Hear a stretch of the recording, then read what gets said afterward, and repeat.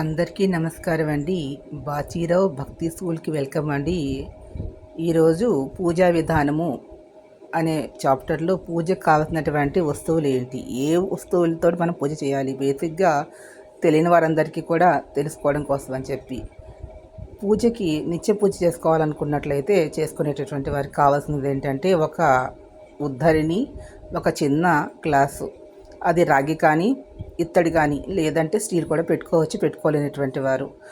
అదేవిధంగా కొబ్బరి నూనె, ఒత్తులు, ఒక కుంది, లేదు అగరవత్తులు వెలిగించుకునేటువంటి ఒక అగరవత్తులు కూర్చునే చిన్నది కొనుక్కుని అగరవత్తులు కూడా మనం వెలిగించవచ్చు, ఇబ్బంది ఏం లేదు.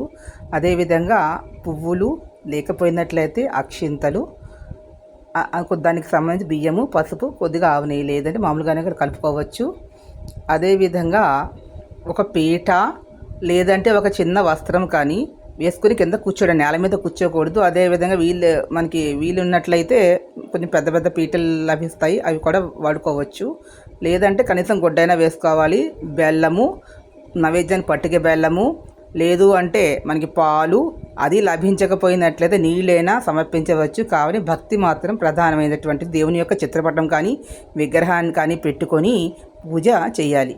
శక్తి కలిగిన వారు పళ్ళు నైవేద్యం పెట్టచ్చు, మహా నైవేద్యం కూడా అన్నం అది వండి నైవేద్యం పెట్టవచ్చు. ఏమి పెట్టకపోయినా కూడా కనీసం కాసిని నీళ్లు సమర్పించినా చాలు. భక్తి ప్రధానమైన ఈ వీడియో మీకు లైక్ చేయండి, షేర్ చేయండి, సబ్స్క్రైబ్ చేయండి, లైక్ ఎంకరేజ్ చేయండి. Please subscribe my channel. ఒక లైక్ ఇచ్చి కామెంట్ బాక్స్లో కామెంట్ తెలియజేయండి. Please subscribe my channel. Thank you to all.